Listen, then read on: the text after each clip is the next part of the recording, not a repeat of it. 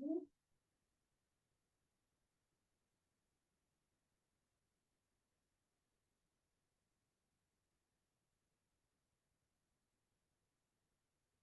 we are live on Facebook and we are recording whenever you're ready, Mark. Ready? Okay, let's get started then.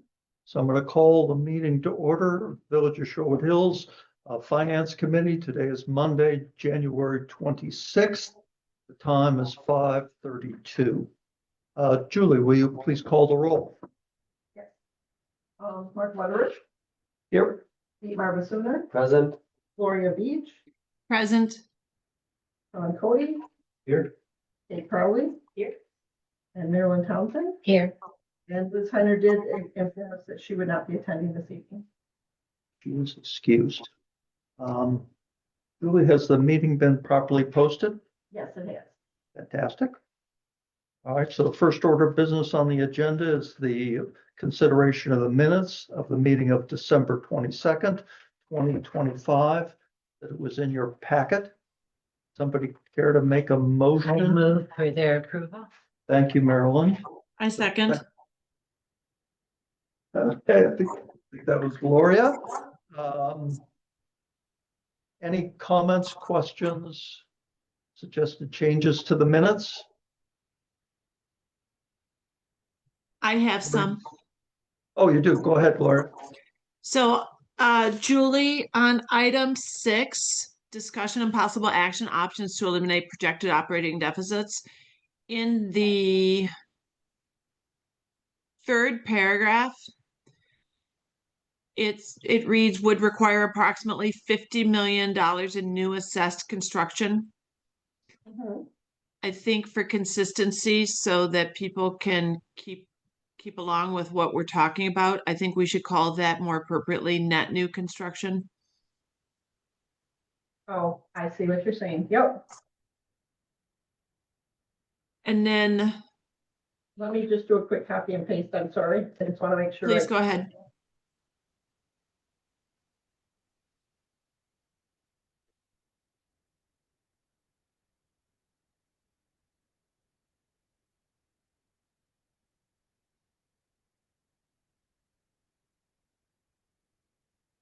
Okay, thank you, Gloria. And then 2 paragraphs down, with paragraph beginning with Crowley provided an update. In there is the need for JRB approval for any donation. I think it would be helpful to say joint review board and then parenthetically note JRB. Paragraph 4 or 5.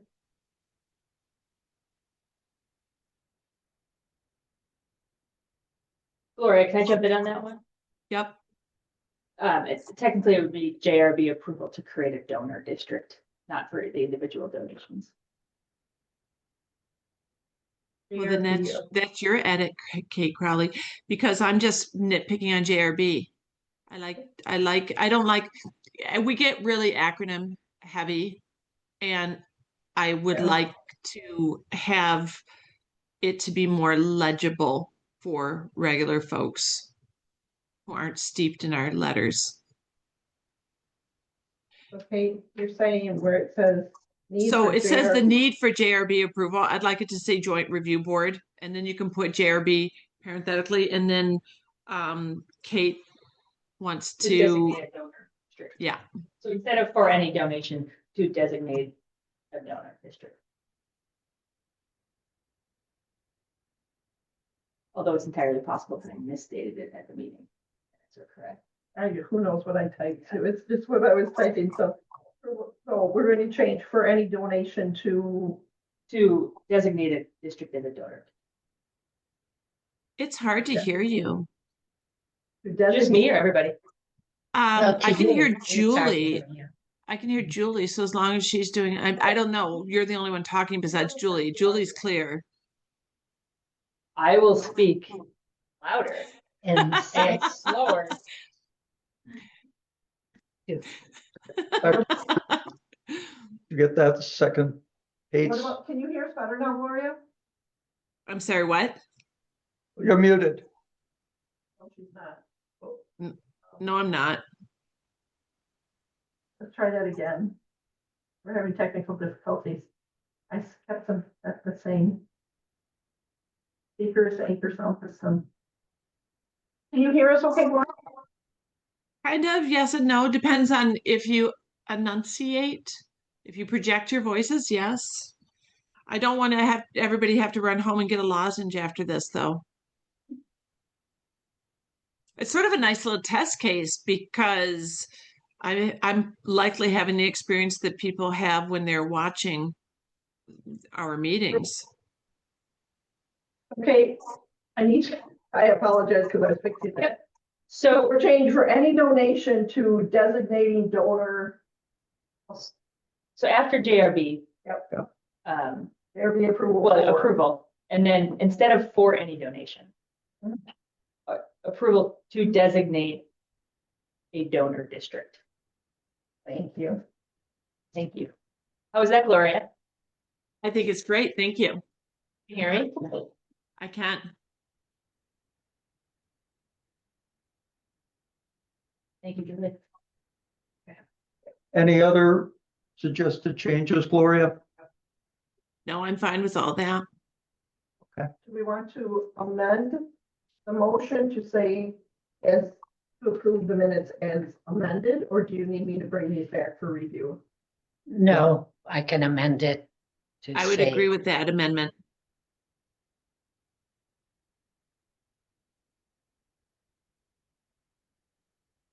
Okay, and if that's a friendly amendment, we don't need to do anything else other than vote. Any other suggested modifications to the minutes? Seeing none, ready to vote? All those in favor of approving the minutes of the meeting of December 22nd, 2025, please say aye or raise your hand. Aye. Aye. Thank Aye. you. That motion passes. Thank you both for catching on. Public comments. Fred, are you here to comment or just to observe? Listen. Okay. Anyone online, Julie, that wants to?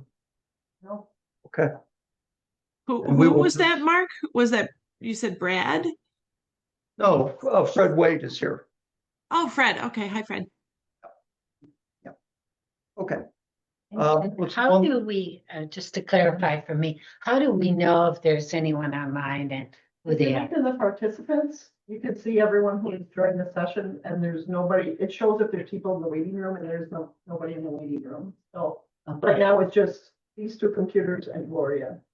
And is there a Facebook that's separate from this? Facebook is just for watching, it's not for comment. Right, so we don't know who might be watching on Facebook. Correct. Thank you. Okay. All right. So let's move on to the substance of the meeting now with the discussion, possible action, potential TID closure. So this is something we've been discussing the last couple of meetings. And Gloria and Kate have been doing some research on this. They produced a report that appeared in your meeting packet, as well as some follow-up questions that I had in response to their report that also appears in the packet.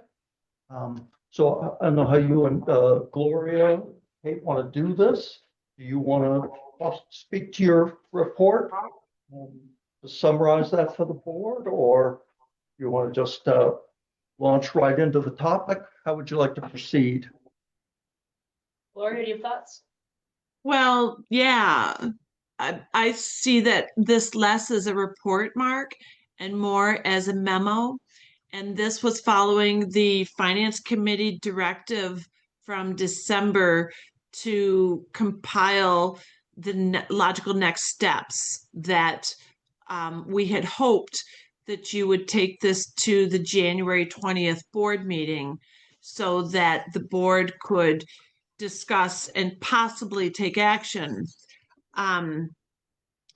So it wasn't a report per se, because it was just really outlining the proposed strategy with the next steps. And the email that you responded with, I think we should go over that, but yeah, I'm going to stop talking now. Kate, do you have anything you want to add?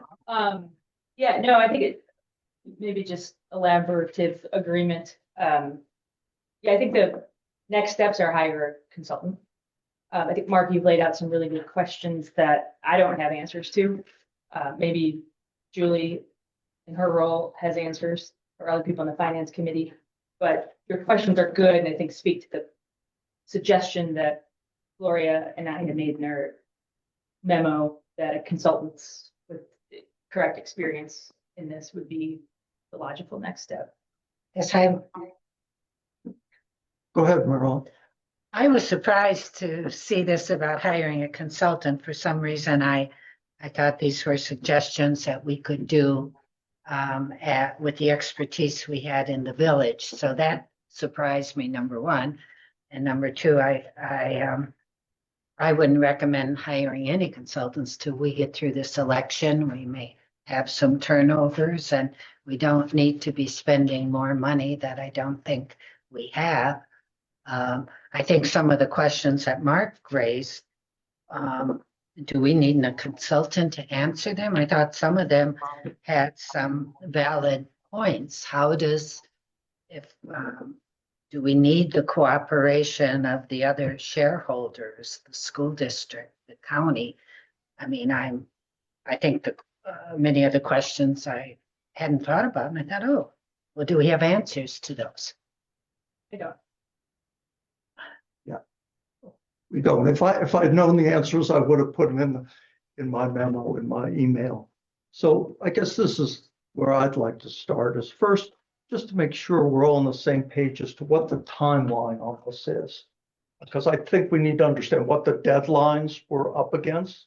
So it's my understanding that we are not in a position, nor can we really close the district in 2026 this year. My understanding is that we would have to have a board pass a resolution to that effect in April of this year, which is just around the corner. We're still in the process of trying to pull together the audit of the village financials, including the financial statements of the TIDs, to know exactly where revenues and expenses and assets and liabilities stand as of December 31st. As I've the memo from Gloria and Kate, I think the suggestion there was that we would try to close it in 2027 and that the first additional incremental revenues would be coming to the village in 2028. Have I got that right? Is that? Well, not that you have it wrong, but I think we don't know. There's a significant impact there's likely a significant impact to the TID from the school district increase in the property taxes that we don't have numbers for. So the information that we have in the memo is using the projections that we have from Vanderwall before the increase in school property taxes. So we just don't know. Okay. And likely that's still the case because it would be a pretty big gap to close just with the increase in the school mill rate, but that's not information that we have at this point. Okay. But you're not suggesting there's any possibility that we could close it this year? Or I'm suggesting that we don't know. we don't know. Okay. I'll leave it at Well, that. so, but can I jump in on this? So when we say we don't know, it really does just mean we don't know. So it means that it's possible that it might be able to close this year, but we need to get moving on this in order to make that happen. And Marilyn, to your point about the consultants, I mean, at some point this is going to need to go to the consultants because of the actuarial tables, and these TID numbers are going to have to be updated with the new mill rates. So I think it is appropriate to put this back to the consultants. They're already on retainer, and this is their job. They need to update this information. Mark, I had a question for you. One of the questions you asked in your email was, what is our primary objective? To ease the shorter term pressure on the operating budget or more significant relief in the longer term? So that made me think about the TID as if it were an investment, that there might be a penalty to close out early. So could you help me understand more your thinking on that? Yeah, I I'm just gonna, I just want to be very clear because it's not on the agenda specifically. And I missed like the last two. Are we just talking specifically about closing TID 3? Because it just says TID closure, and I just want to make sure I'm understanding what we're talking about. Okay, I think we're talking about TID 4 closing early. TID 4. Kids 4 closing early, okay? Okay. Currently scheduled for 2030, but moving it up. How far up, we don't know yet. That was an issue of some uncertainty. That's a point that needs to be nailed down. But then as a second transaction, but a related transaction, there would be the possibility of taking the surplus funds in TID 4, assuming TID 4 closed with a surplus, and making that as a donation to TID 3, which would then presumably allow TID 3 to close earlier than it is currently scheduled. But they're not. That helps me. Clearly, the second is contingent on the first, but we could do the first without the second, potentially, which is to close TID 4, but not make the donation, because there are issues associated whether TID 3 is even eligible to receive a donation. These were conversations we had. I think it was a video call we did, a Zoom call with Vanderwall, with Sonia from Vanderwall on the line, and talking about these issues. So that kind of clarify a little bit what our thinking is. Okay, thank you. So thinking about it in that way, if you just look at the first transaction, which is potentially an early closure of TID 4, okay, you could take that surplus from TID 4, whatever it is, and apply it to cover some of the operating deficits going forward. And we don't know when TID 4 can close, but for instance, let's say TID 4 closed in 2027, then you perhaps could reduce those operating deficits in 2028, 2029, and so on. On the other hand, what you can do is if you close TID 4 and you could make the donation to TID 3, that would mean you would not be applying the surplus, any surplus from TID 4, to cure the operating deficit in, say, 2028, but instead putting that money into TID 3 and moving TID 3 closure up. So I guess what I was trying to say is that, and I haven't thought it all through yet, but it just seems to me there's two possibilities. If we prioritized closing the short-term deficits, call it the short-term to intermediate deficits, if that was our goal or primary goal, then we wouldn't necessarily want to do the donation. We would want to take that surplus and get it into the operating fund of the village as soon as possible to keep those deficits down.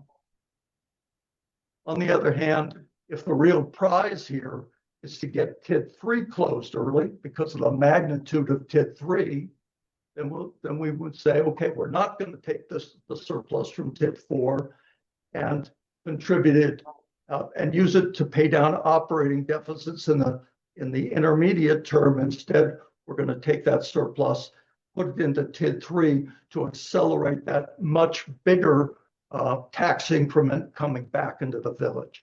Anyway, I don't have any opinion on it. It just seemed to me there were more possibilities than just a straightforward close TID 4, donate to TID 3, move on, but I could be wrong. Okay. Thank you. That helped me. I understand your question, and now I do. And it's a good question. I think there's a lot of strategy in asking it. The struggle I have with developing an opinion in response to it is we don't know what's possible. Because we have really good work from Ellers and we have really good work from Vanderwall, but they're not, like, there's a missing bridge between them at this point. And no fault of Vanderwall, because at the point that they did their TIF projections, the new mill rates weren't out. And so even though the mill rates came out a month later, they couldn't possibly have guessed what the school district mill rate would be. So we also have the work from Vanderwall that's a year short in its mill rate. And to answer your question, I think we would need to update the TIF projections, the new mill rate, and then we would have to kind of build that bridge between what the Ellers financial management plan that's showing the operating gap at each year and the Vanderwall, because presumably, I don't know what they are, but presumably they're using different assumptions, using different growth rates, they're using different tax rates, projection, and we want those two things to be lined up. And I don't think that that's a significant amount of work. I don't think we're talking about consultant that's 40 or 50,000. I think it's an add-on likely to the Ellers financial plan that says build in the TIF projections, and then what would the scenario planning, and do some scenario planning to show the impact to the 27, 28, 29 operating deficit with TID for early closure, with TID for donation before closure. And it's like we got 90% of it there. We're just missing this 10% right now. And that's, in my mind, what we need to answer that question and what we would need a consultant for. Yeah. Well, I appreciate that. So go ahead, Deepa. Well, Marilyn had her hand up first, so you should go first. Okay. All right.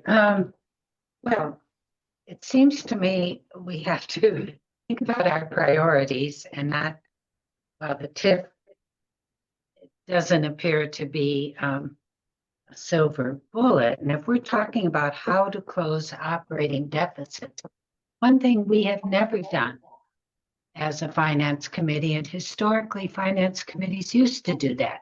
They'd go through the budget line by line, and what we haven't done, we haven't looked at, and it may not be an issue, but I'm interested in whether staff has been doing overtime.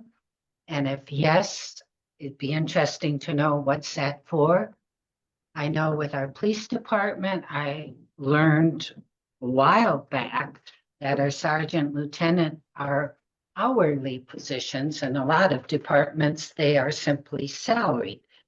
That may or may not continue to be true, but it's important to look, okay, what was the overtime in the police department and public works and administrative, and what can we do to address that?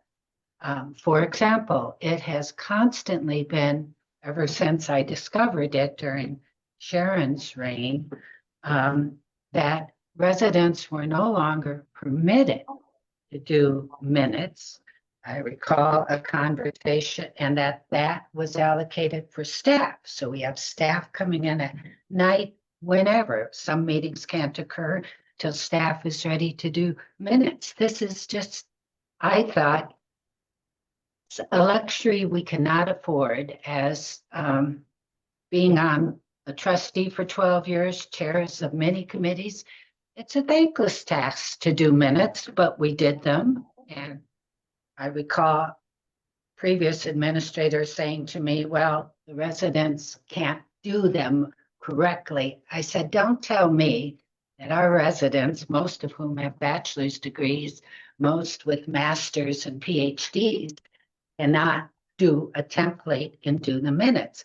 I think not only is it a terrible waste of valuable staff resources, but I think it's also terrible for staff morale. I mean, we have brilliant staff. I constantly am impressed by the talents that Julie brings to our community.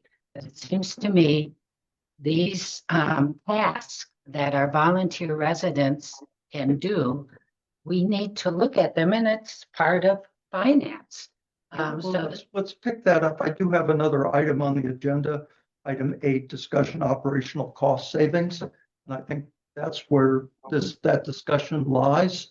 So I'd like to return it back to the TID closure issues now, and then we can go back to this issue as we get further in the agenda. Dietmar, do you have something on TIDs, Dietmar?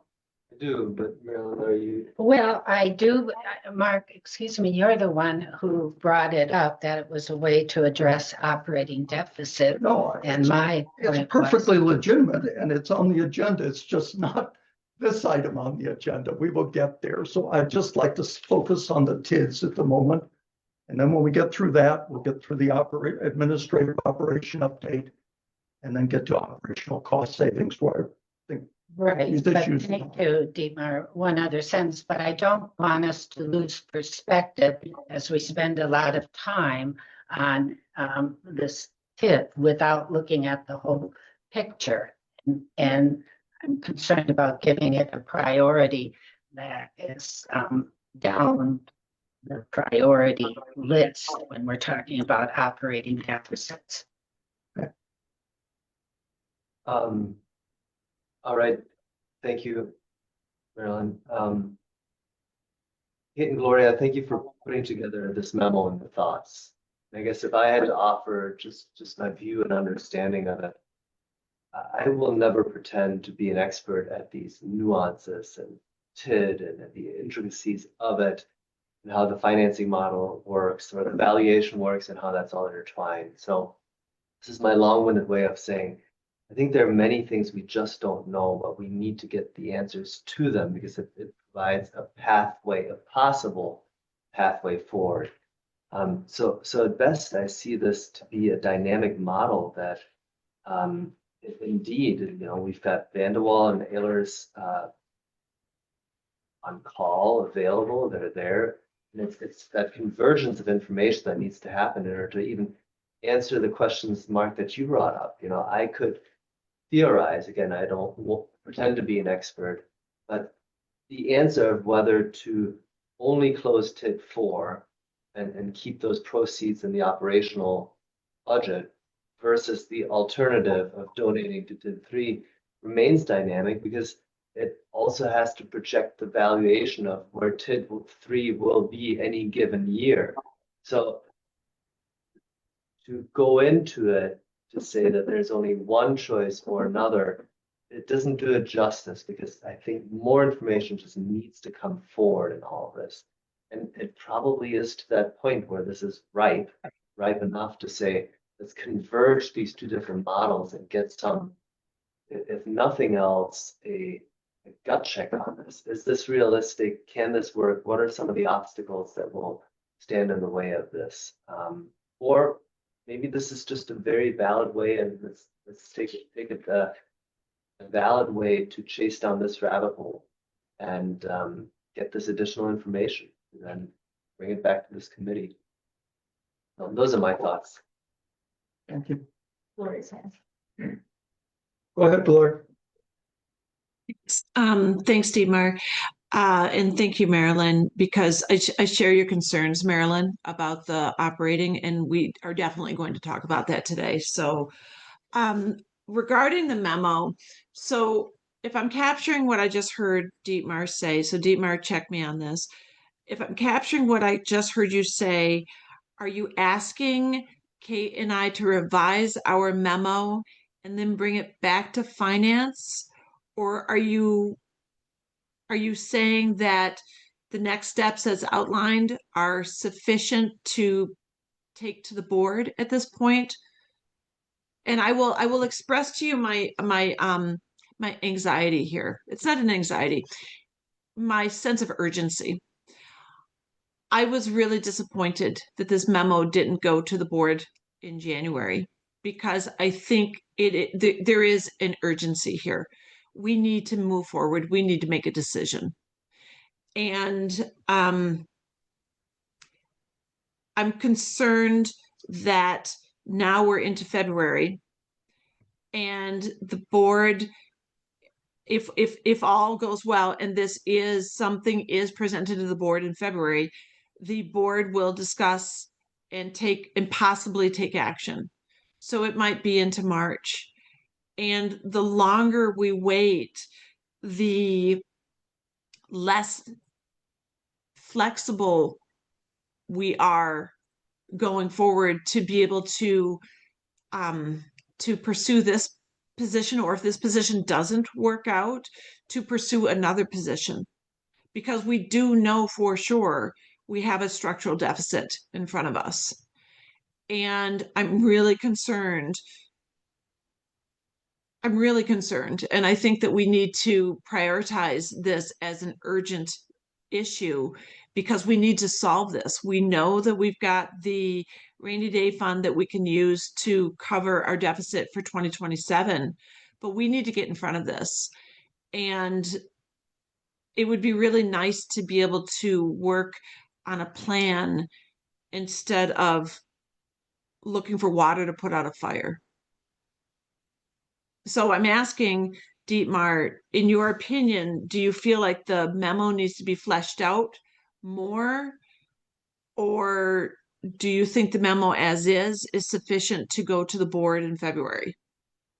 That's really, my intentions were to describe the latter scenario, that between the memo that you and Kate put together, along with Mark's email, is enough to float up to the board for the board to make a decision and provide direction on this. To get this moving in a direction with more certainty, so that more information can be gathered and then presented. And I think that's the only way forward, because as we all agree, or as I understand, most of you that have worked on this, Gloria, Kate, Mark, there are more questions than answers. So for us to sit around the room and look at each other and think, what are the answers? Well, we don't know. Let's get the answers. Let's get some feedback. So absolutely, I think this should float up to the board, and you know, now that the context has been created, documents are created, it's a thing to get up onto the agenda item.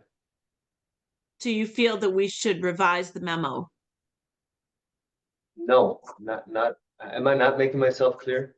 I No. think it's probably, it's clear here. Okay. Maybe not. Through technology. Yeah, I think it's very clear.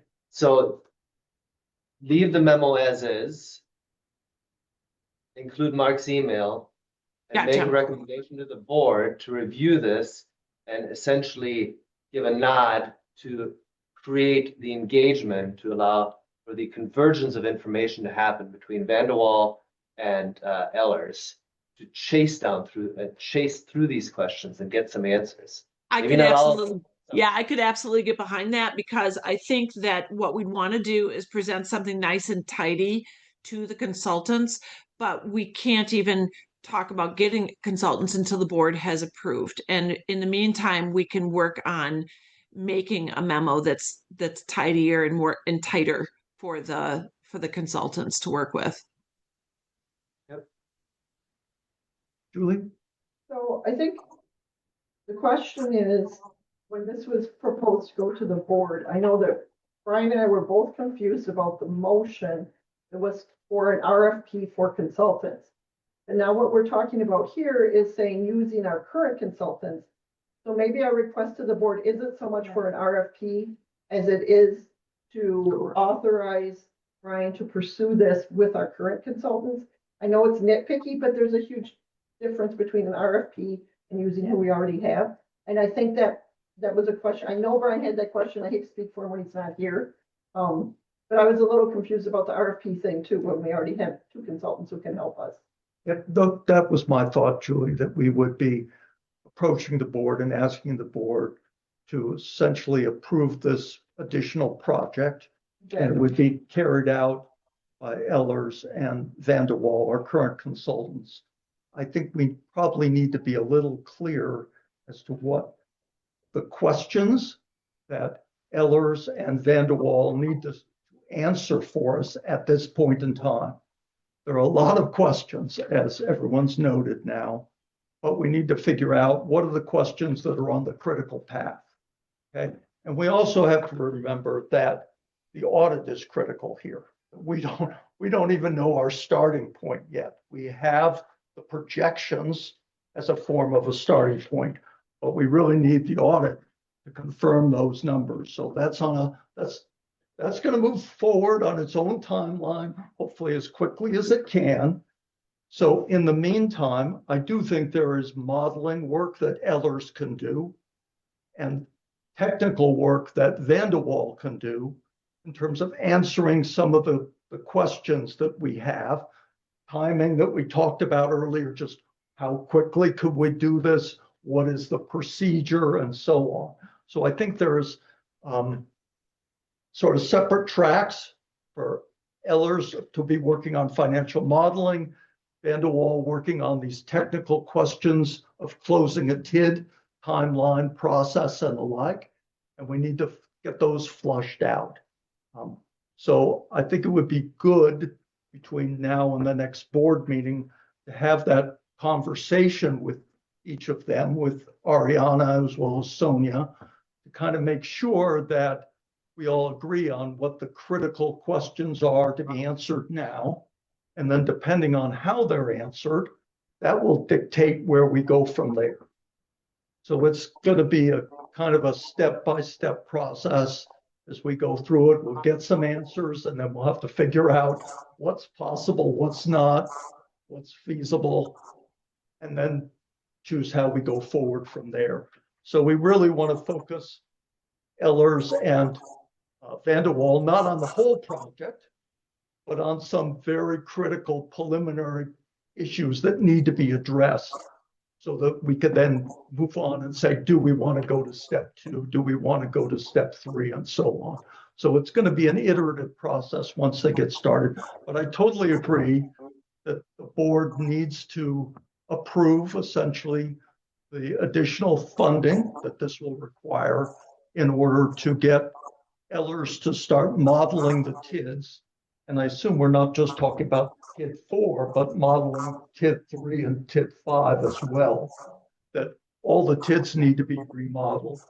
And then if they construct the models, of course, we don't know exactly what the starting point is because we don't know what the balances were in the TIDs, nor in the general fund for that matter, at the end of 2025, which would be the starting point. But there's no reason they can't construct the model with the data they have. And then we come back as the audit's completed and say, okay, now plug these numbers in and see where that takes us. Okay. Sorry, I didn't mean to interrupt my hand. I was just getting in line. Were you finished? Yeah. Okay. I catch my breath. I thought you were bailing me out. I don't know this to be for certain, but I suspect that this additional cost would be a TIF eligible expense. So it could be paid from the surplus revenue in our TIDs and not from our general fund. I don't know, Julie, if you know that, or has a question for the consultants. I would say that's where it would probably be allocated. Okay.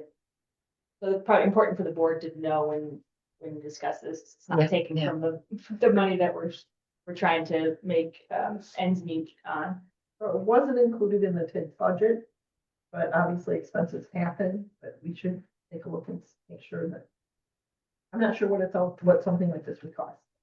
Either. It may add a few expenses to the TID. Yep. The other thing to keep in mind with the TIDs is that we do allocate a chunk of admin expenses to the TID. So when we're calculating how much we're going to make TID closes, it's like we're going to have this much more income. We're also going to have, and I apologize, I don't have the numbers in front of me. I'd given them, Mark had asked me about it a while ago and I pulled those numbers together. I can get them for you if you need them, but we have a chunk of money, I want to say $30,000 to $40,000 in wages and benefits that go to the 3 TIDs. And so when the TIDs do close, those are going to roll back in to the general fund. So we need to, when we're figuring, hey, we're going to get this much more in taxes, it is going to have to be offset by those expenses that are right now being put into it. Julie, could I ask a clarifying question on that, please? Sure. So the 30 to 40,000 wages and benefits, that's not a concrete number, just so you know. I know, but the numbers you're talking about, I'm saying it loosely. It's a range. It's ballpark, 30 to 40,000 in wages and benefits that are currently allocated to the TIDs. Isn't that because of work that's being done on the TIDs? I mean, for example, It's- well, for it's how we example, do- well, for example, when a staff person is staffing the recreation committee meeting, that the wages and benefits for that hour or 2 hours that that staff person's at the recreation committee meeting isn't being paid by the TID. It's like it's cost accounting, isn't it? It's not cost accounting, it's estimated, it's a percentage for us. And so everything that we get paid, we do an estimate, and our wages are allocated.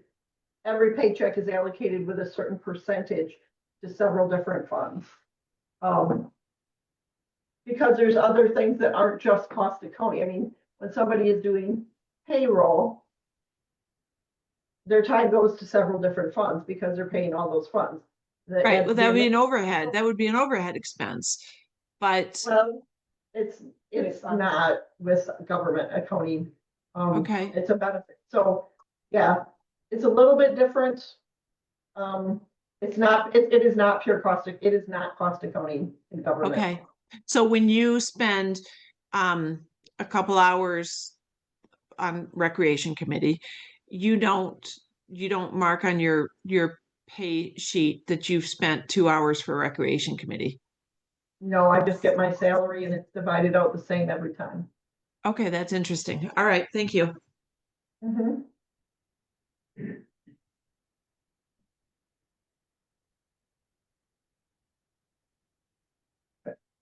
So Where are we? think the sense is that the committee would like to move forward and make a recommendation to the board. The wording of that, just trying to cobble some words together as to what that motion might be. But it seems like it's something along the line, and this, you don't need to type this in yet, Julie, but we basically we're recommending the board approve approve a I'm not sure if it's the word is creation or update of a financial model of the TIDS. Okay. So basically taking the work that Ellers has already done in their annual report of the TIDS, but now having Ellers take that over and refine and update that model through the end of the projected end of the life of the TIDS. Okay. And to do that on the basis of the latest information available, included eventually the results of the 2025 audit.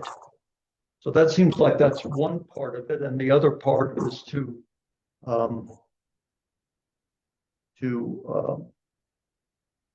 respond to pose inquiries of Vanderwall with respect to the technical and process aspects of closing the TID.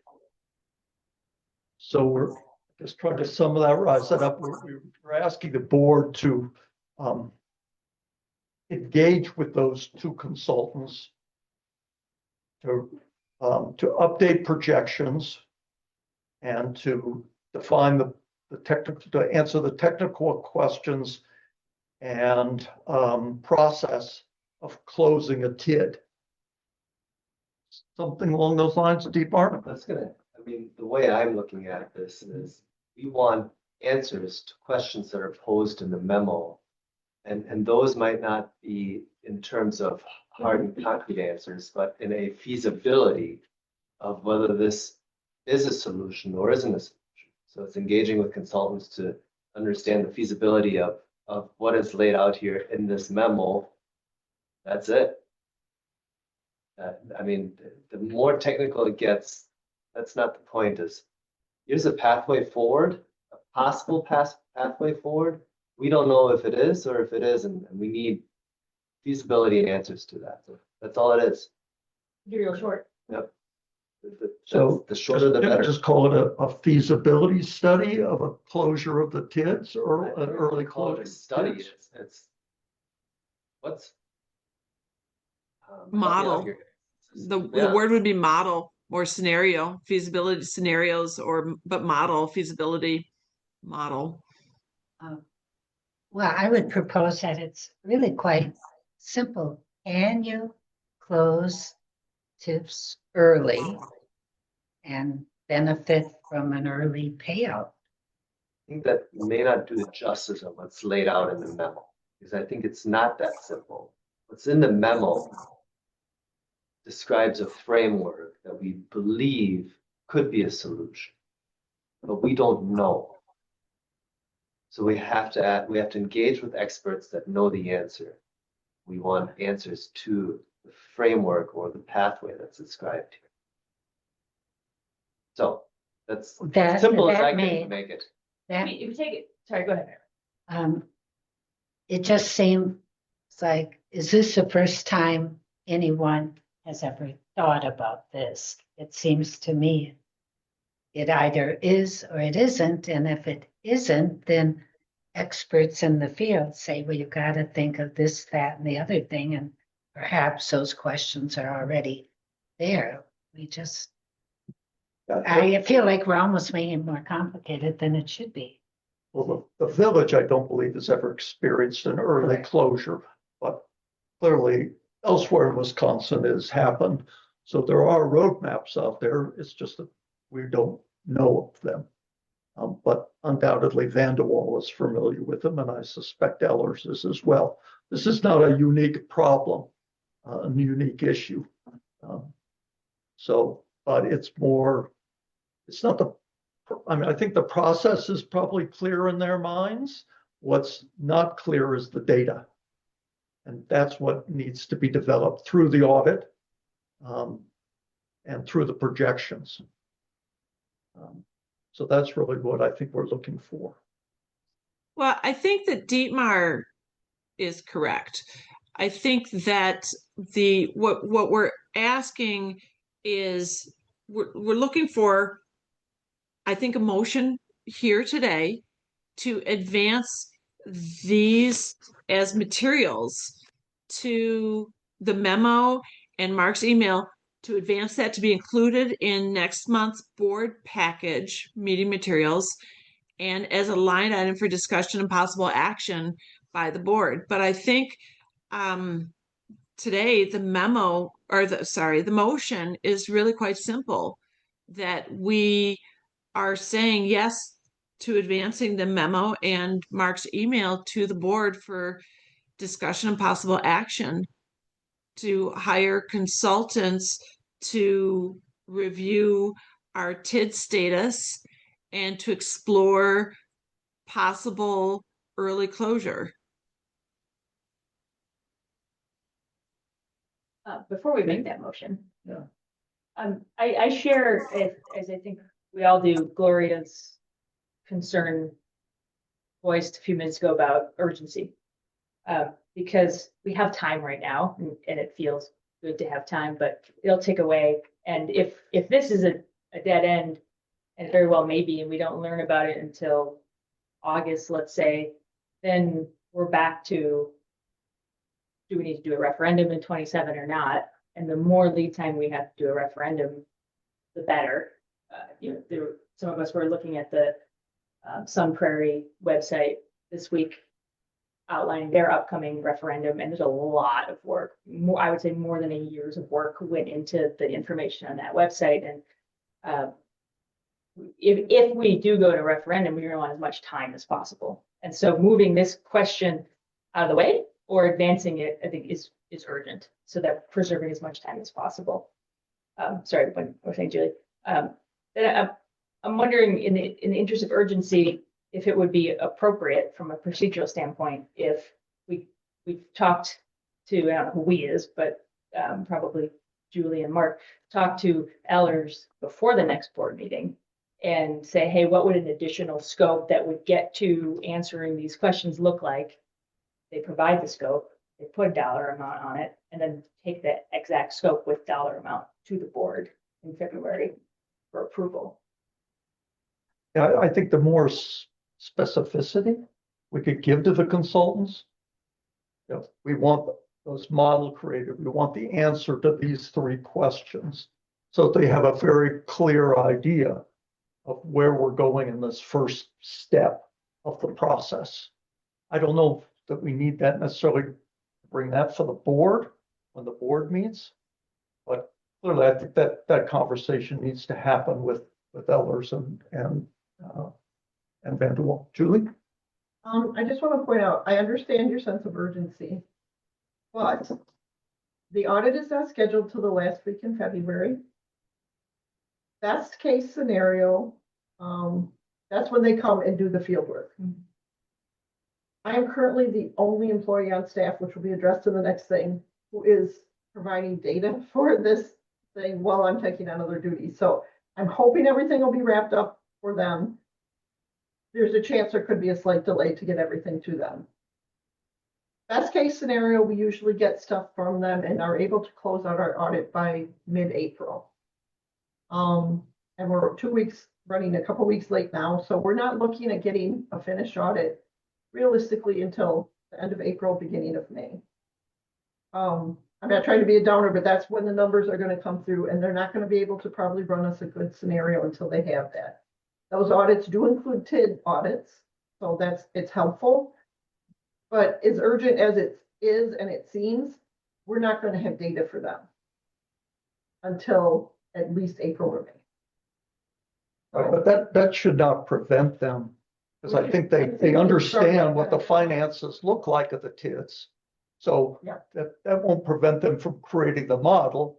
It will just prevent them from providing an answer, a definitive answer, if you will, to the extent anything is definitive in this work, until the audit is complete.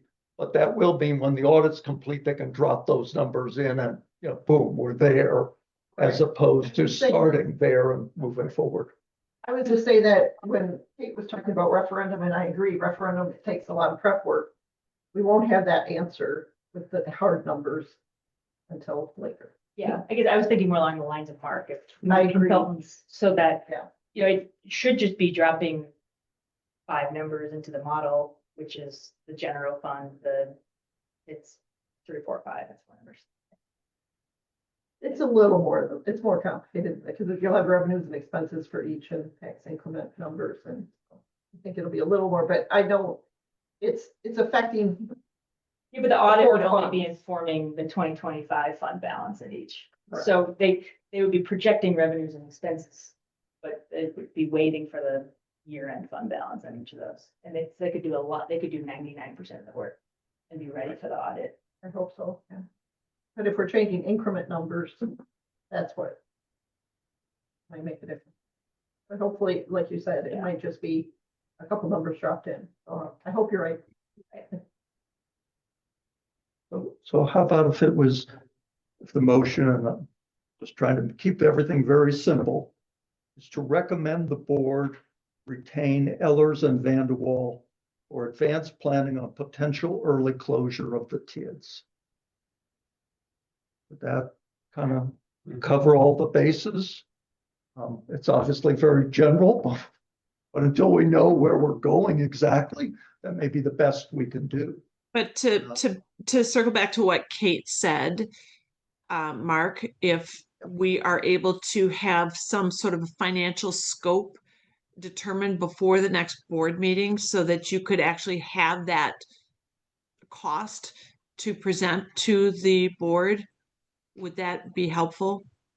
It definitely would, and I think in advance of that, we probably need to have the conversation with Ariana and Sonia and provide them what the goals of this first step are, so that they know clearly what they're trying to accomplish, what we want them to accomplish in this first iteration. And to bring it so that when they come back with the answers and the audit's done, we have everything we need to plug in and decide how we want to go forward, if at all, at that point. Instead of retain, can we say request? I mean, some people may be getting gun shy. It almost sounds like a new consultant agreement. Something instead, because they're existing. The rest of the motion. I got us to retain Ellers and Vanderwall or to request Ellers and Vanderwall. We're not going to say anything about Brian in this. We're just going to recommend to the board retain Ellers and Vanderwall and then I have 4 different options, and I'm sorry, Mark, I didn't what you had for your final. No, I agree with Marilyn. Request is better. Doesn't matter to me that much. Ellers and Vanderwall to, Um, I'm sorry, To what, perform advanced planning or to Mhm. carry out advanced planning or something of that nature? planning, keep going, I'm sorry? keep going.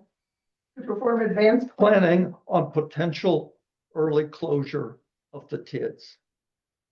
Should it be just TIDS 3 and or 4? I would- Be more specific. I think or we're just- gonna want to update the model for all 3 TIDs. I'm not sure what the TID 5 has a role in this, but I don't know But until if you're we saying see closure, what, I'm just. from if what there's a I've seen it from- surplus there or something that we may want to take advantage of. I don't know. Okay, so there is potential of closing 5 and then 2.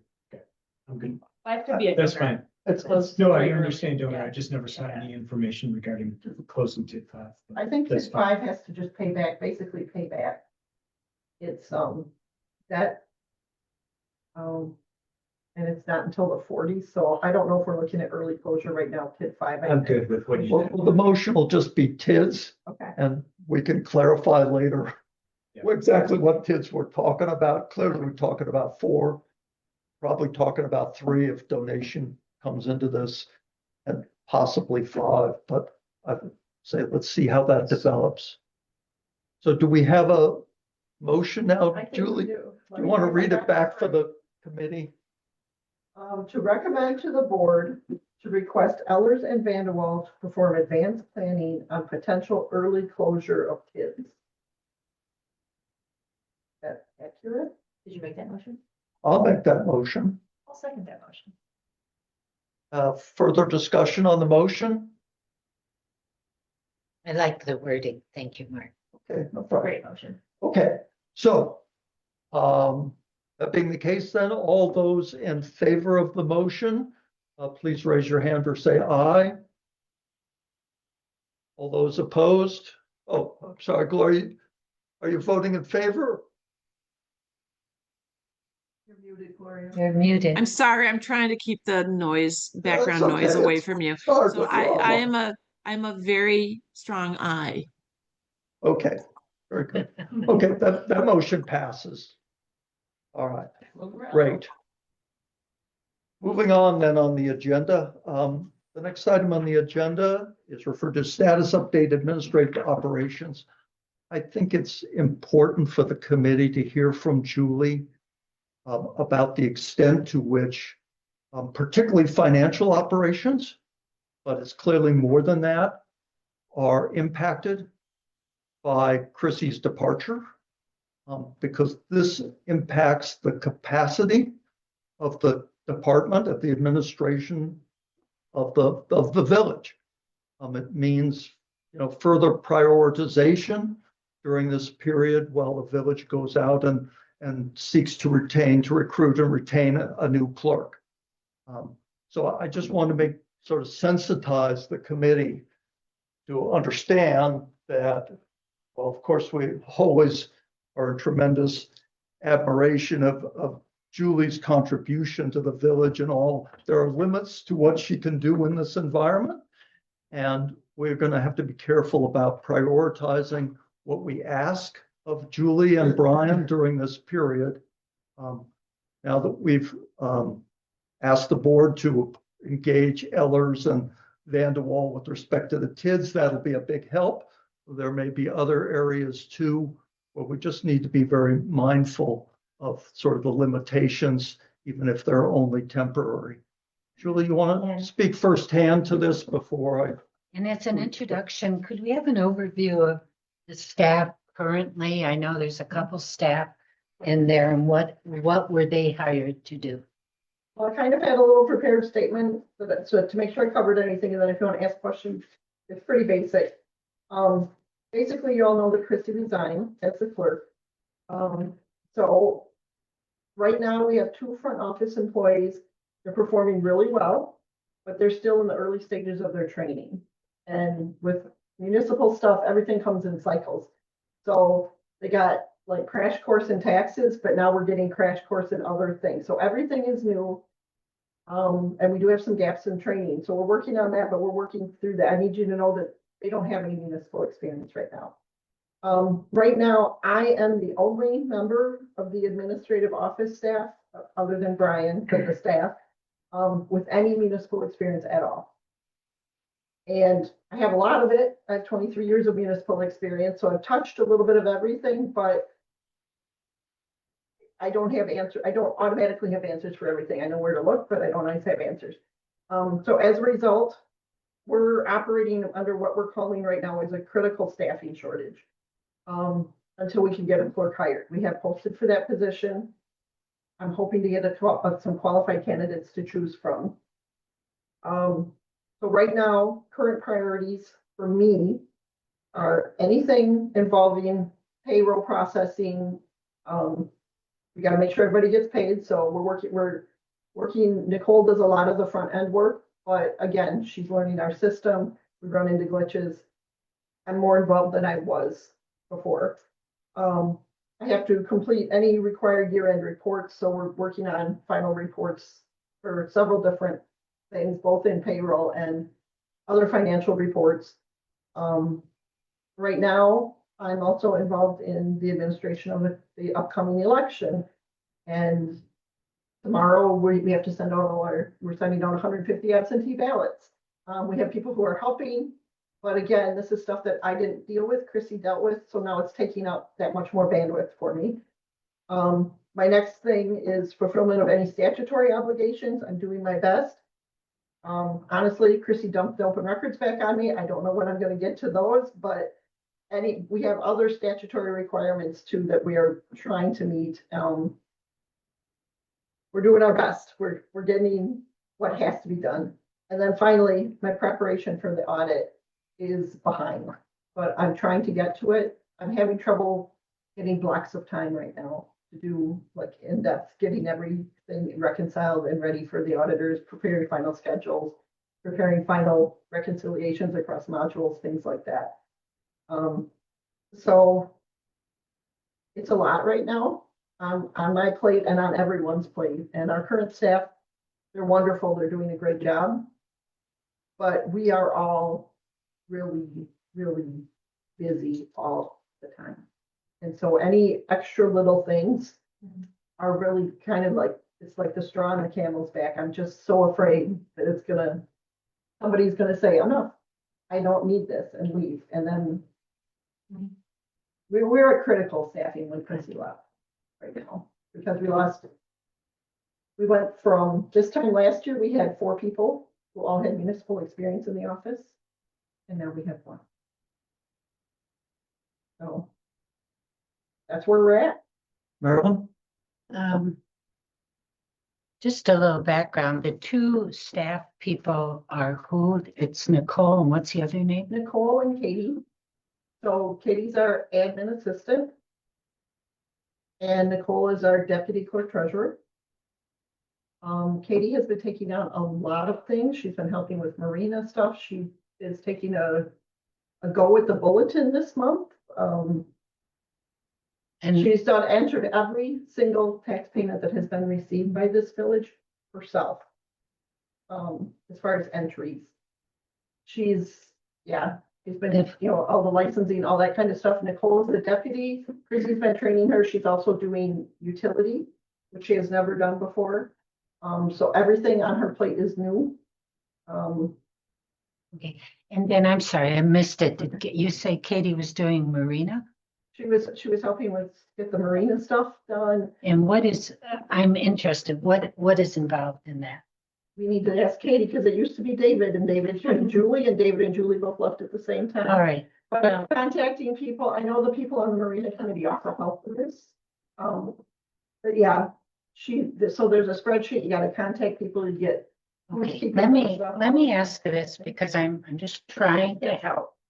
And some of us in the community have thought there are more, that a lot of things that residents used to do have now been taken over by staff. So part of my question is understanding what is it Katie is doing with the marina and whether there's a consideration to having a meeting with the Marina Committee to obtain information, whether the residents on the committee can summarize the information in a way that doesn't have our staff chasing odds and ends. Okay, we can talk more about that, or I, as a member, will think further about it. But let me ask you about the payroll process. I have heard some folks talk about why are we still doing that in-house? Do you have any input on that? Yes. It's pretty much every municipality I've worked at does it in-house. It's more complicated than I've done both private and public payrolls. I've done payrolls everywhere I've worked so far. We have a lot of very specific requirements, especially with the way like police are calculated. We have requirements with the WRS system, the ETF system, that require quite a bit of reporting and follow-up and reconciliation and things like that. That affects health insurance, life insurance, retirement, income continuation insurance. It's all stuff that has to be done on the ETF site by the employer. I think it would be very difficult to farm out. We're not just saying, here's 80 hours, here's your paycheck. There's more to it than that. And is there any municipality, to your knowledge, who has contracted out payroll? None that I know of. But Okay, I don't know. let me ask you this. On the election coming up, the sending out, I think you said there 150 ballots have just been sent out. And you're in charge of that as a clerk, and again, I don't know, what do our tellers do any advanced work, or is that something they can? Helping me a lot with this. A lot of. Who did you say? Nicole. No, I meant our tellers. We have 6 election tellers. Are they? No, our poll workers. I'm sorry. I was, when you said tellers, I was thinking you were talking about front office staff. No, I Yes, was talking about they're coming residents. tomorrow, and they're actually doing the physical stuff. But everything that's on the election commission website has to be done by authorized staff. And why is that? It's the law. All right. And then going to the open records, is there any kind of spreadsheet or something that exists tabulating what the open records requests are? Yes. There's All a right. log. Oh, there's There's a an Excel log, yeah. And is there any kind of assessment, since Chrissy left, as to what, if any, attention any of it can get? Chrissy left Friday. So, Okay, so before she left, literally we spent about 15-20 minutes. She's like, she dumped a bunch of stuff from her emails to me. She said, showed me the log, the ones highlighted in yellow still needed attention. She's like, I got a bunch of stuff in this folder, and that's where we left that. So it's something I need to get back. I started the log. I started the way we were recording. It wasn't necessarily done that way before I started. So I have to step back in and just kind of pick up where Chrissy left off. But honestly, right now, the audit's much more important. all right. And then explain for me what, if any, committees are Nicole and Katie assigned to take minutes? I have to look. We have a list. I have to look at the list. So We have a calendar, and it's divided out because they both live quite a ways away. I tried to give them as many virtual meetings as we could. or try to give them early meetings. So that they're like a 5:30 meeting, like what we're doing now, to get them home sooner. Do you have any estimate of the amount of their time that is being spent taking minutes? It's not just minutes. That's the thing that we keep saying. It's contacting people, getting the agenda together, getting the packets together, putting it on the website, posting it, setting up the Zoom meeting, coming here, setting up the boardroom, that, having access to Facebook so that we can do live stream, having access to the village's Zoom, which only has so many licenses. That's where, and then doing the minutes the next, after, sitting through the meeting and then doing the minutes and then following up on what was in the meeting, posting the approved minutes onto the Okay, yeah. Facebook, onto that kind of thing. It's not just the minutes. There's a whole process. There's a whole process, and one of the things that's just very troubling to me in our community, that until I think Dave Benferado's tenure, the chair of the committee was responsible for making sure you had a quorum when it was posted. There wasn't the Zoom put together. A lot of what you just described is now allocated to staff.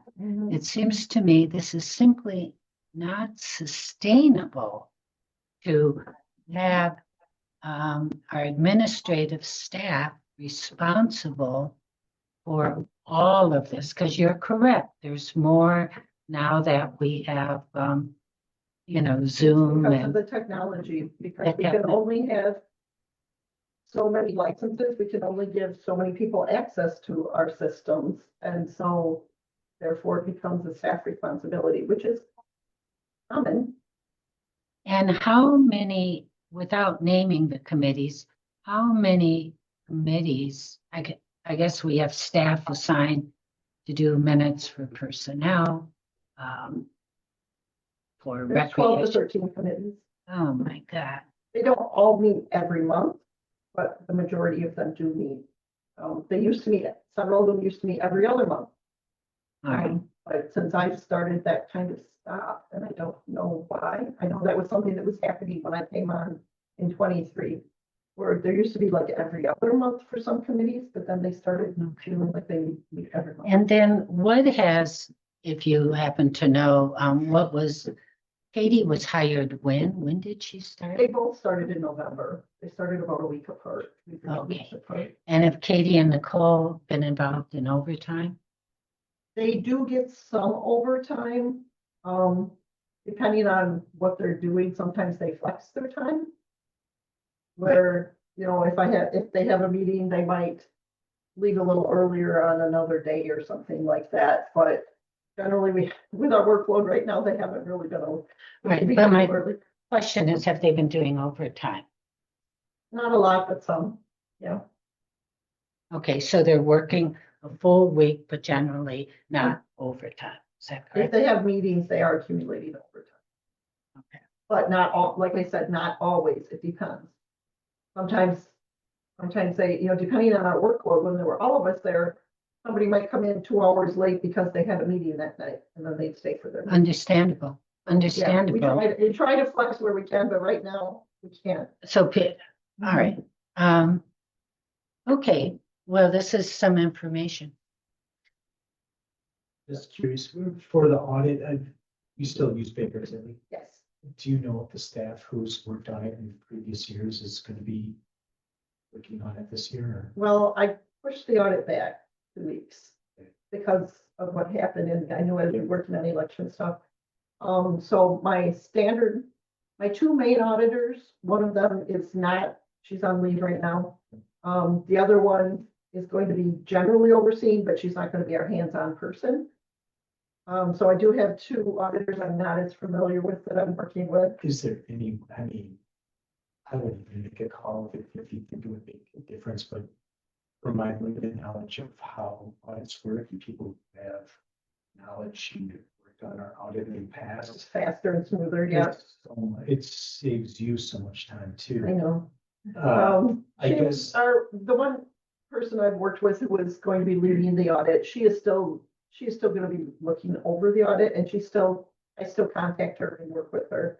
But she's not going to be, it's not even on site, it's virtual. They give us a big portal, we fill it up, and then they go from there, so. I've been doing audits for a very, very long time. I don't even want to say the number of years. I think we'll be okay. It's just a matter of the timing for me to get things I need to do.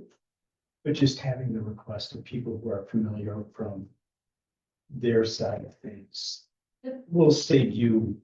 They've been really So good about they have been- working with us. Yeah, Okay, the head auditor, Justin, contacted me directly, and we talked through, and it's like, is there anything we can do to speed things up? Okay, They gave me a it's- couple of journal entries.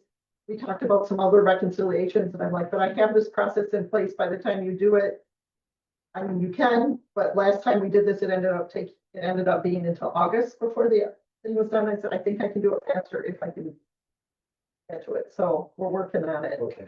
But you feel like you'll get the support from them? I'm very comfortable with Baker Tilly, and I think, yeah, But again, even making that request to say, look, we're kind of in a jam.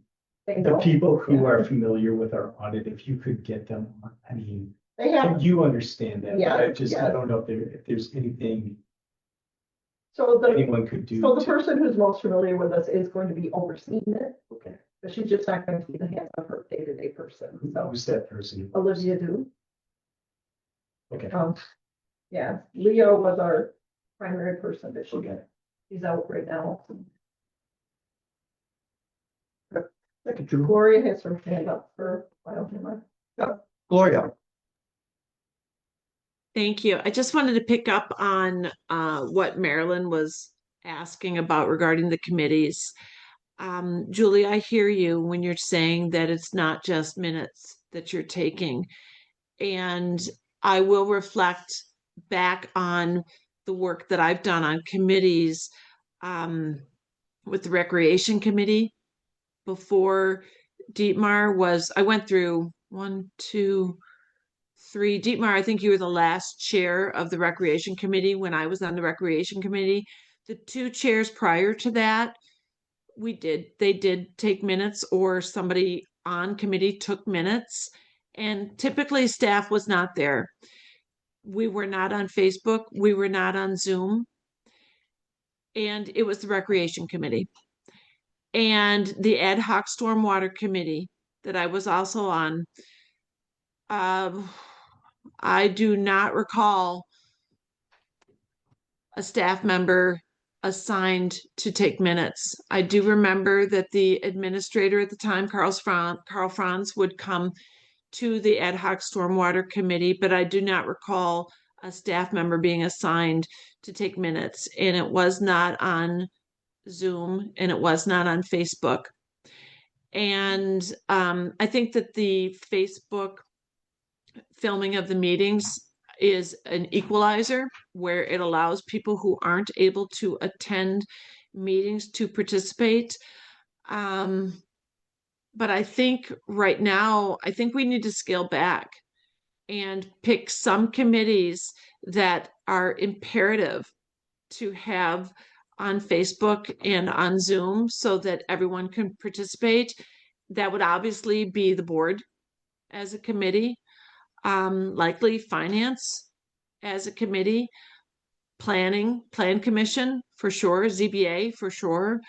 But I don't think Parks Committee, and it's not an offense to the people who are listening to this from Parks, please don't take offense. I'm not trying to offend, but I think that some of our committees have been doing this for a very long time, and there are members on those committees who were familiar with taking the minutes, and the minutes are the official record. And I think that this is an opportunity to step back and go back to how we used to do things, just to allow the staff to see a different way of doing things. And if it turns out that village residents are unhappy and they really miss having these on Zoom and they really miss having these on Facebook and hybrid, then I think we can revisit that.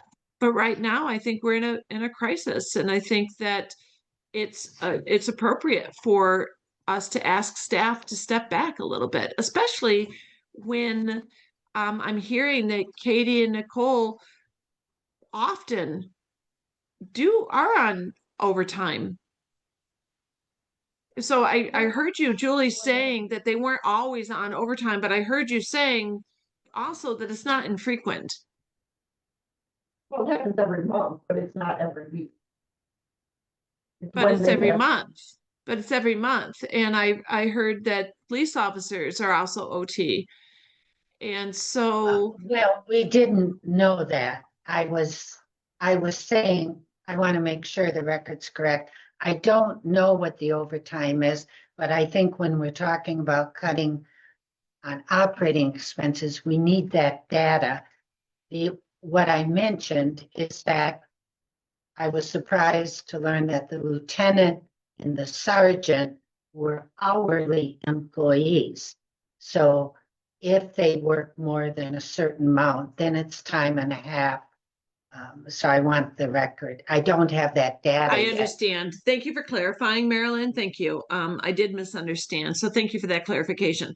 But case in point, we can't afford that. We need to really be a lot tighter with how our staff is being used. And this seems to be obvious that some of our committees need to be not staffed by staff, like public health and safety. I watched that meeting in December. Katie was there. You know, if that had been an in-person meeting, Katie didn't necessarily have to be there. Well, can we, I assume Mark put this on so that the finance committee could make perhaps some recommendations to the board. And I think certain basic things have to be addressed. We cannot decide as a committee. We have 12 or 13 committees. We should recommend only 4 of them be Zoomed and have staff assigned, number 1. And number 2, the chair of those committees should be, as we used to do, send out an email. When are people available for a meeting? Can you make it? Otherwise, I understand the death is in the details. And if staff have to see when we have a quorum and when we don't, before you know it, an hour has disappeared. But worse, you're interrupted in major projects that you should be working on. So I think this is a great opportunity to try and get the minutia out of staff hands and improve their quality of work and minimize their unpredictable hours of when they have to be available for a committee meeting that may have been called only because committee members could only meet at 7, 5, or noon. So how can we right away send a recommendation to the board so that it's already, they wouldn't hear it until February, but this is crisis. That's my thought. I agree with all this. I'd like to add, and this is not an original thought, I heard it discussed at the last board meeting, that technology may be a part of the solution here, using AI to take notes, to take minutes. I would imagine there's other technology solutions to some of those steps that you described that are beyond the minutes, such as agenda setting or polling committee for times to meet. And as we're thinking about reducing staff time, I wonder if technology is a piece of this. And maybe we take one committee as a test and see how it goes. You can take a committee that we think would be good as a test case to operate without staff present and start to play with some of these technology tools and see how it works out.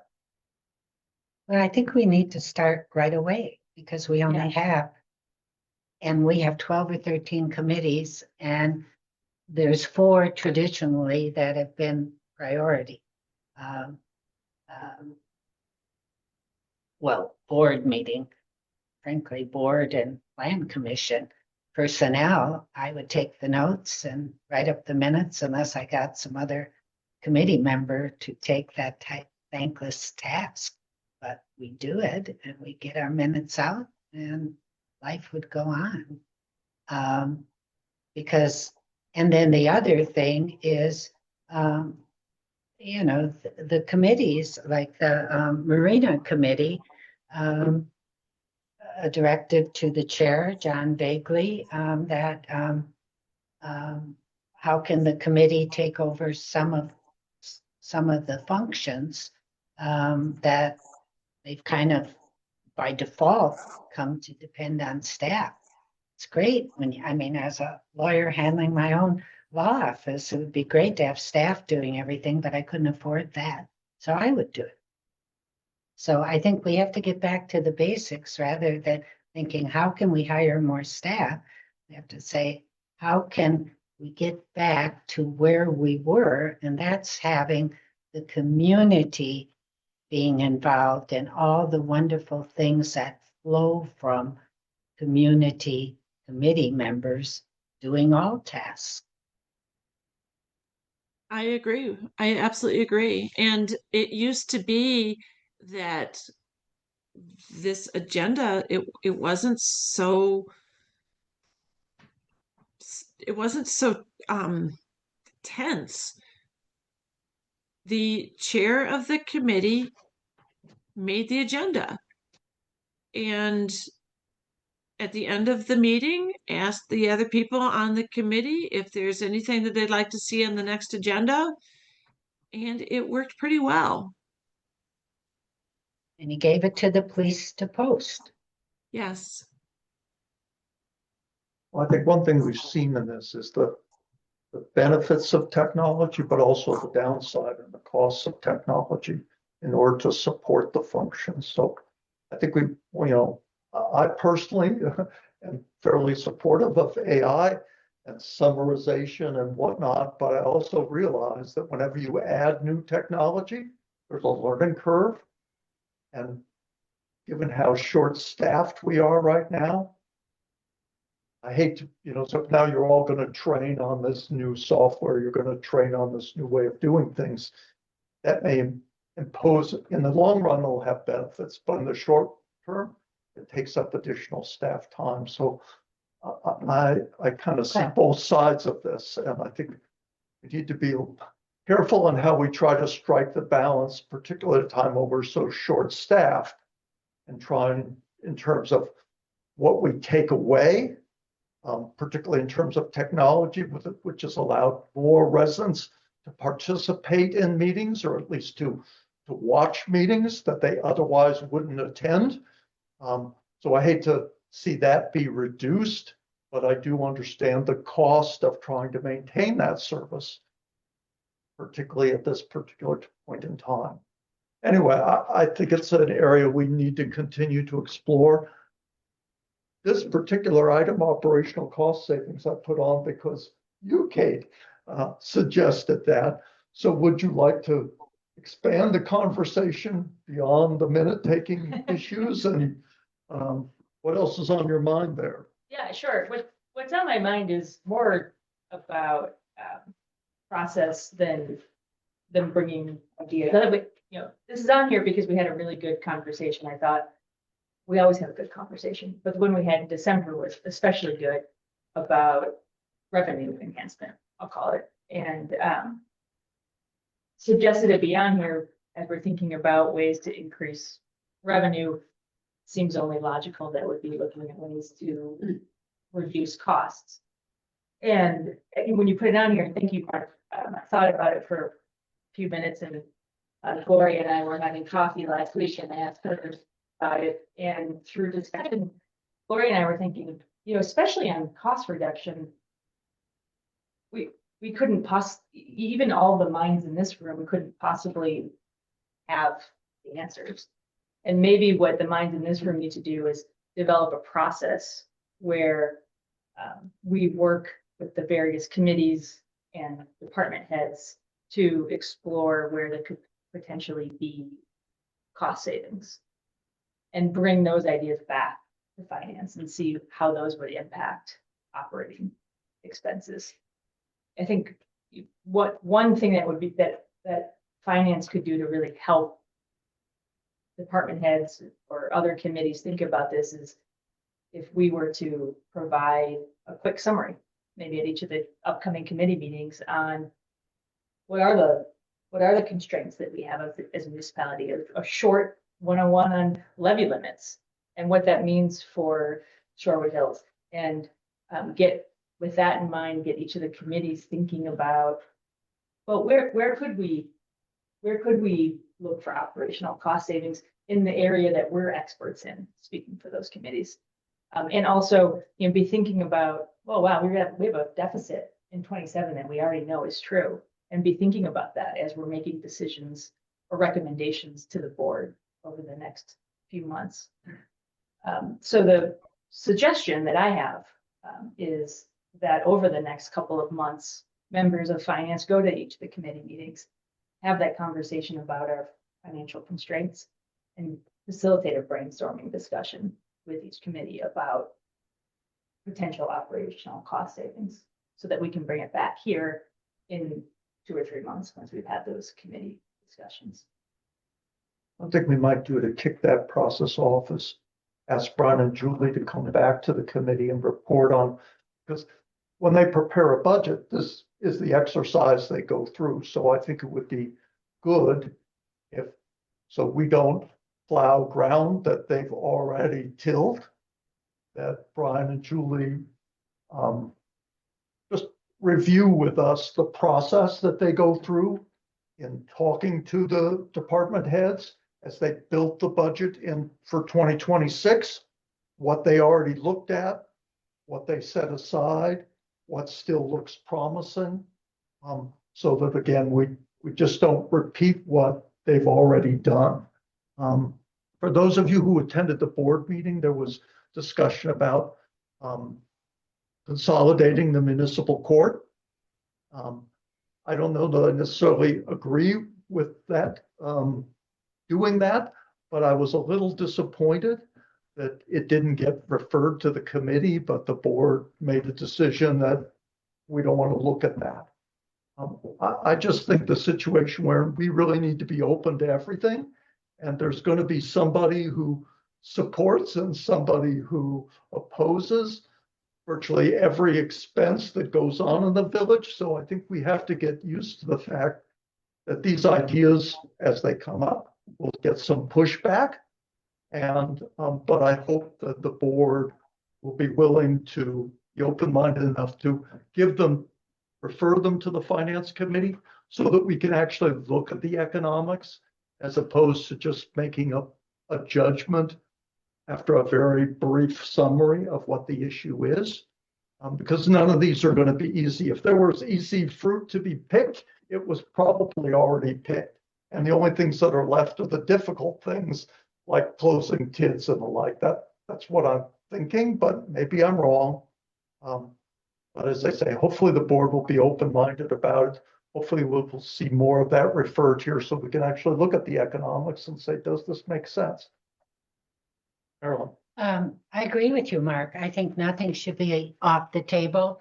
And while I served as a municipal judge for 6 years, and I thought it was a great contribution to the village, the court, and as the judge pointed out, Felice, having your neighbors and their children come in, work out the problems that families may have run into. But I don't think anything should be off the table. And I think a good place to start, part of it, and they do in most organizations, is saying, do we have an overtime issue? I mean, I was feeling as a resident listening to board meetings that maybe we had staff working 60, 70 hours. Apparently the administrative staff who's not, I didn't ask Julie how much she works, but they weren't, yeah, they weren't doing that much overtime, but I'd be interested just to get that data, bring it back to finance. Okay, the police department, how much overtime? Public Works, how much overtime? Ad staff, how much overtime? Then we look more closely. I have a lot of respect for the department heads, but perhaps, and I don't even know, perhaps Public Works did a lot of overtime because they put crews out on weekends plowing snow. And maybe we need a policy. I just read the mayor of New York City, or New York City has a policy. Unless there's 2 inches of snow, you do not put out the plows.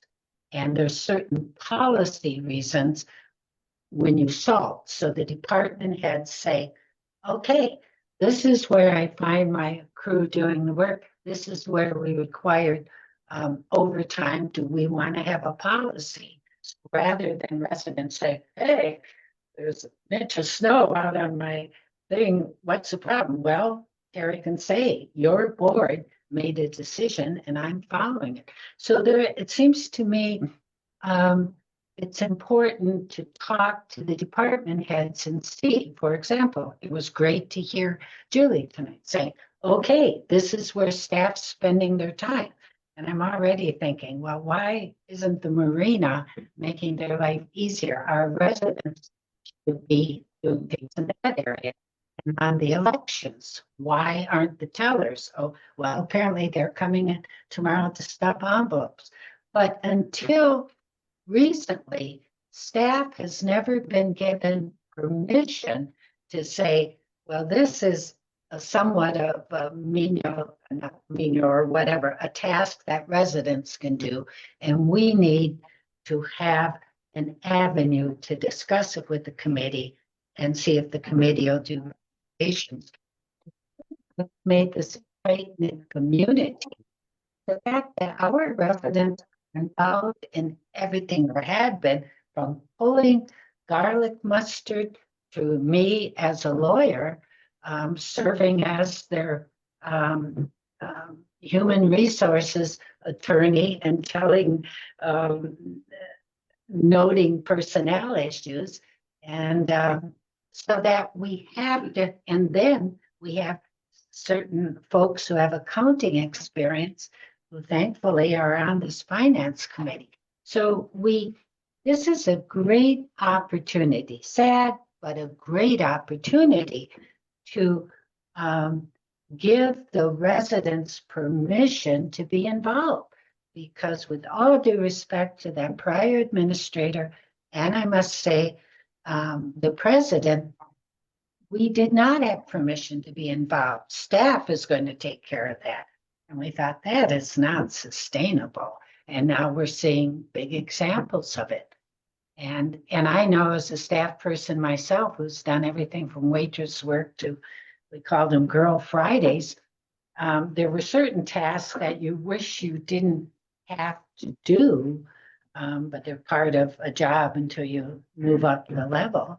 And those are good for volunteers. And it takes some work to set it in place. But I mean, Julie went through a number of things as I take notes. I think, why don't we see if we have residents to do that?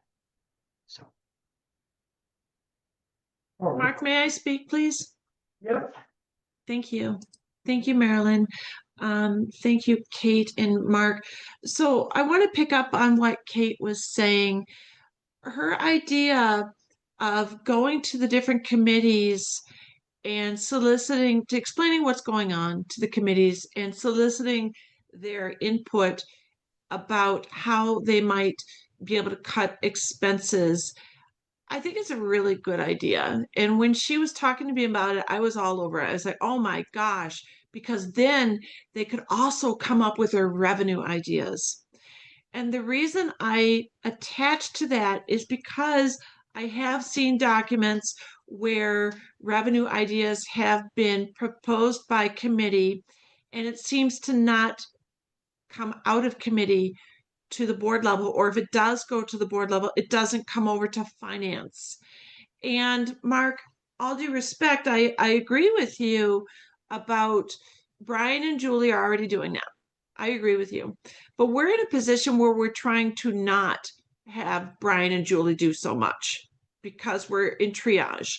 And so I think it's a really good opportunity for us as money people, finance people, to go to these different committees and explain the situation so that the different committees understand the situation. And this is how we get the information out to the community. This is one of the ways is we use our committees, but also solicit their feedback on what are their ideas in committee for revenue ideas, income ideas. What are their ideas? How might they be able to save money? And I'm going to give an example. Public health and safety in December. One of the discussions during public health and safety was this police dog that is to the tune of $60,000 to $80,000. And I understand that this police dog, the idea is that it's going to be a fundraiser. I object to that just because I feel like we really shouldn't be putting our department heads into the position of becoming fundraisers. And I really wonder about having our police department having fundraising for a dog. But regardless, the $60,000 to $80,000 spread on a new police dog really struck me as tone deaf, really struck me as not understanding our financial situation at all.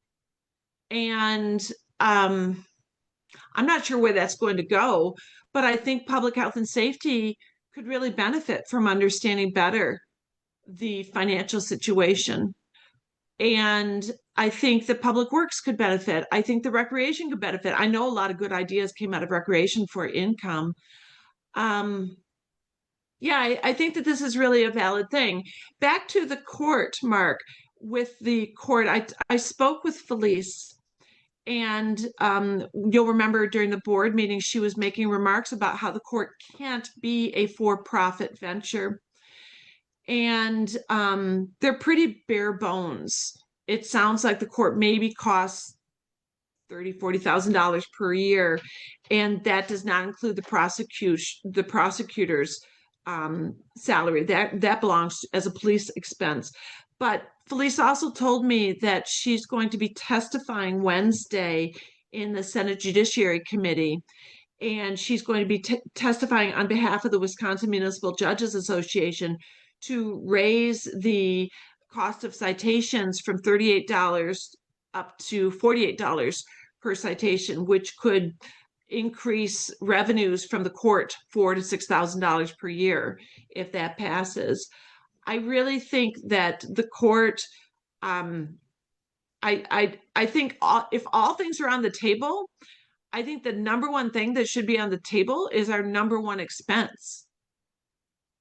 And that is not the court. And so I do think that there's real value in going back to the committees and talking to the committees about what we're handling in terms of budget shortfall and asking them for revenue ideas, asking them for expense cutting ideas, and see what they come up with.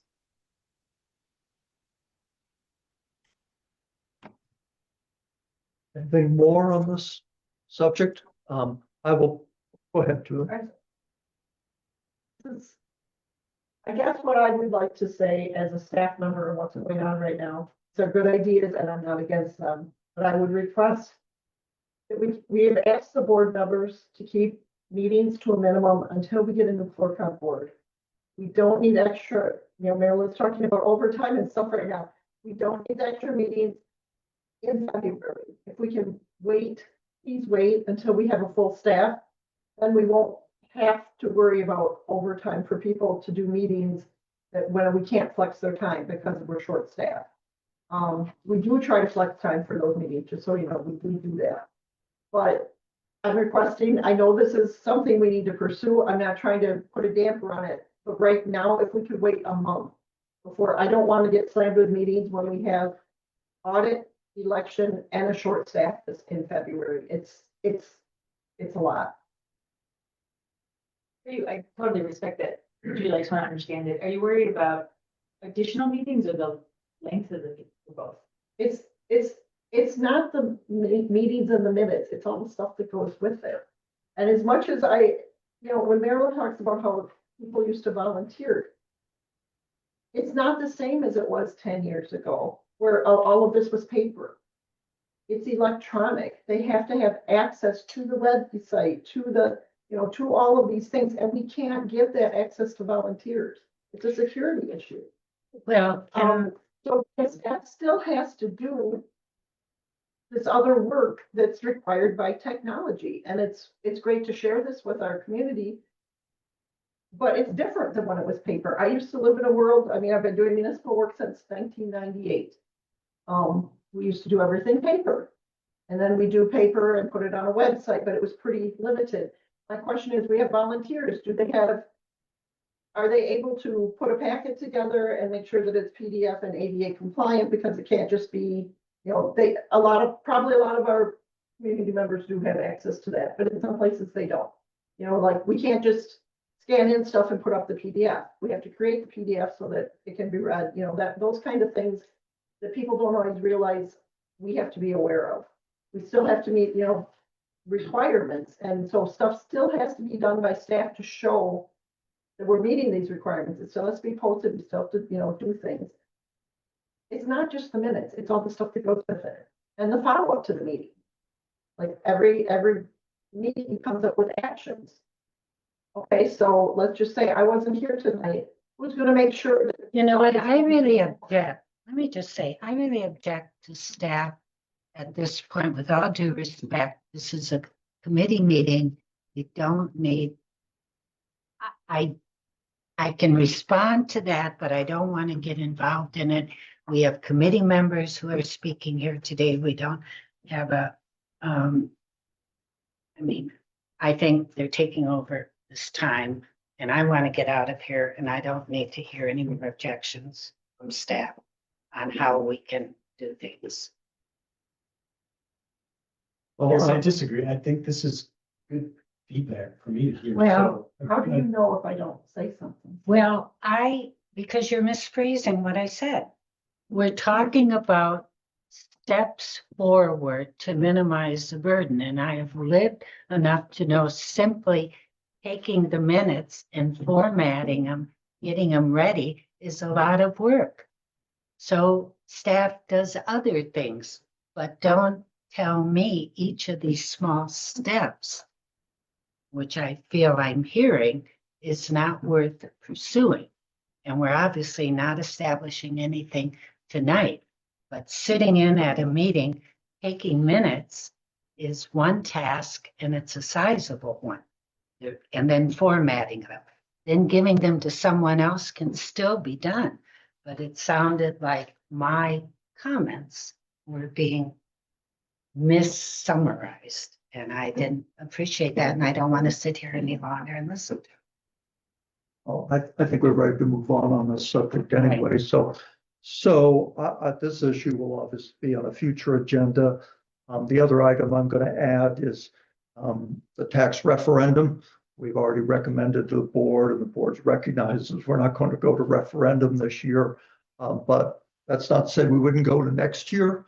It does take a long time to think through the process of a referendum, how you would do it, and so on. So that will be an item that I will add in the future. There are also a number of items already listed on the agenda for future discussion. Does anyone have anything to add beyond what's already there? Mark, are you saying that we will come back next month to discuss further operational cost savings? Yeah, I think it's, unless the board gives us some other direction, I think it's still worth pursuing. But I Okay, I'd also like to- recognize that could some we of the please- things we're talking, Could we please then add the future revenue sources as part and parcel income and expenses? right, no, that will be on there too. Okay. Okay, so that will be on the future agenda. I'll have the tax revenue on there. Obviously, the TID closures will be coming back, assuming the board looks favorably upon our recommendation. And we'll go from there. Other future agenda items, or are you just saying this is what will be, No, I don't think we're adding anything. We're just saying, we're just talking about what's going to be brought up from the future agenda into the meeting. future agenda? And items? yeah, Okay. And so, what future we'll revenues also, are already there, cost savings are already there. The only thing that's new was the tax referendum, which I'll bring back at some point, depending on what else is going on at that but time. could we please include, Wait, one second, Julie, go ahead. So right now, the future agenda items do not include the revenue or the cost savings because we had discussed them. Do you want me to add them? I can do No, that. the future revenue sources is on the agenda, a future agenda. The On first the item, agenda. A. 9A. Oh, I'm sorry. Okay. You're probably need to put anything else on. So. Okay. Yeah. Okay, Gloria, did you? yeah, so the information that you were provided about the Sun Prairie tax referendum, will you please include that in the materials pack so that the other finance committee members can see that?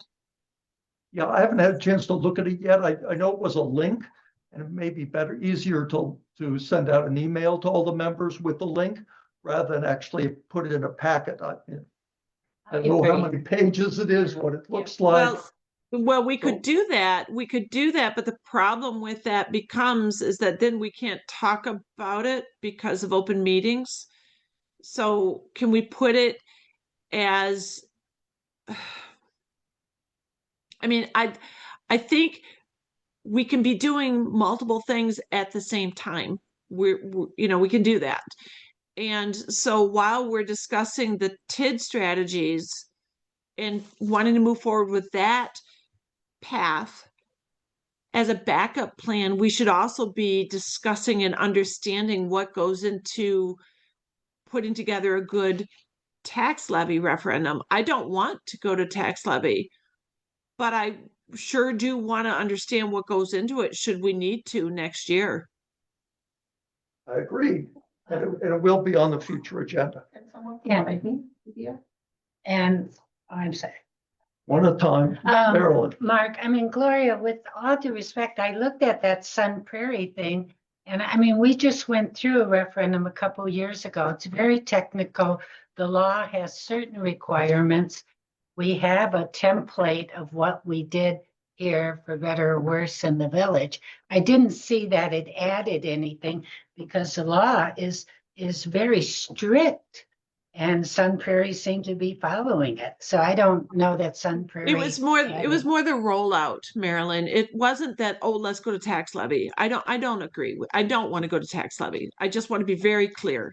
I don't agree with referendum. I think we should be pursuing this TID strategy. We should do it sooner than later. But I also think that if I don't want to get painted into a corner.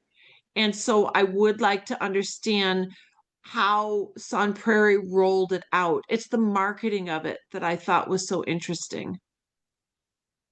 I'm going to put the tax levy referendum on a future agenda.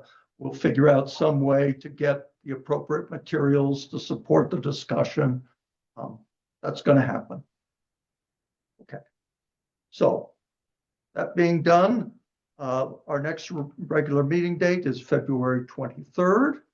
Do I have a motion to adjourn? Just a question, how do we, I love the 5:30 time, Mark. How do we decide whether it's 5:30 or 7, or you decide? Well, I had a conflict. I had pool committee meeting at 5:30, and that's why I can't be two places at once. But my preference And I suspect the staff's preference as well is to meet earlier rather than Yeah, later. So my preference that's, as well. that's kind of where I'm heading. Okay. I need to work it out with pool committee. I need to move them back, whatever, but I think it's a lot easier, again, on staff and probably on many residents to have these meetings at 5:30 rather than 7 o'clock at night and dragging on Okay, I would into move the to wee adjourn. hours. Okay? All right then. Is there a motion to adjourn? Did you make Yeah, the yes, I motion? moved- Is there I a moved to second? adjourn. A second. Wait, No, You made the motion? no, I made the motion to adjourn and then I was saying, is there a I'll second? you'll second. All those in favor of the motion, say aye, raise your hand. We're Aye. adjourned. Thank you very much. Get home before it gets too much colder. Appreciate you all coming out tonight. Okay. Julie, I'll send you that. I got. Good night. Right. Good night. Thank you. Good night. Thank you, Thank you. Deepak. See you guys.